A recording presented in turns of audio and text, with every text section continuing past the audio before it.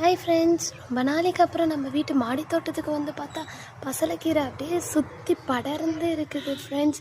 அப்படியே சரி இந்த பக்கம் போய் பார்ப்போம் அப்படின்னு பச்சை மிளகா செடி சூப்பராக வளர்ந்துருக்குறான். பூ விட்டுருக்கு ஃப்ரெண்ட்ஸ். இங்கே பாருங்கள், பூ விட்டு அப்படியே சரி கீழே என்ன தான் இருக்குது அப்படின்னு போய் அப்படியே கொஞ்சம் தேடி பார்த்தீங்கன்னா பச்சை மிளகா கிடைக்குமா அப்படின்னு சொல்லி பார்த்தா இந்த பக்கம் பார்த்தா பச்சை மிளகா அப்படியே அழகாக இருக்குது ஃப்ரெண்ட்ஸ். பாருங்களேன் எவ்வளோ க்யூட்டாக. சரி நான் அப்படியே மாடி மேலே ஏறி இது வந்து எல்லாம் பார்த்துட்டு கீழே போய் பெட்ரூம் சைட்லேருந்து வெளியே வந்தால் வறண்டா இருக்கும் ஃப்ரெண்ட்ஸ். அங்கே பார்த்தீங்கன்னா பாம்பு செடி, மணி பிளான்ட் இருக்குது. அப்படியே ரைட் ஹேண்ட் சைடில் வந்தீங்கன்னா நம்மளோட பிங்க் கலர் பன்னீர் ரோஸ்ன்னு சொல்லப்படும் ரோஸ் செடி ஃப்ரெண்ட்ஸ். மொட்டு விட்டுருப்பான்னு பார்த்தா அழகழகாக பூத்து அங்கேயும் இங்கேயும் பூத்து குலுங்கிட்டு இருக்கான் ஃப்ரெண்ட்ஸ். நம்ம ரொட்டீன் ஒர்க்கே நம்ம ரோஸ் செடியை வந்து நல்லா பார்த்துக்கணும். இந்த அளவு பராமரிக்கணும்னா அதுக்கு வெறும் அரிசி தண்ணி மட்டும்தான் ஃப்ரெண்ட்ஸ் ஊற்றணும்.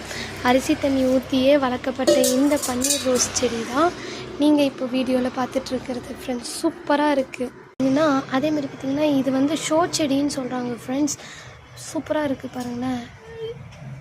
Yellowish and greenish both colour mix ஆகி செம்மையாக வருது. இங்கே பாருங்களேன், துளசி செடி வச்சுருக்காங்க. எங்கள் அம்மாவுக்கு செடி வளர்க்கணுன்னா ரொம்ப பிடிக்கும் ஃப்ரெண்ட்ஸ்.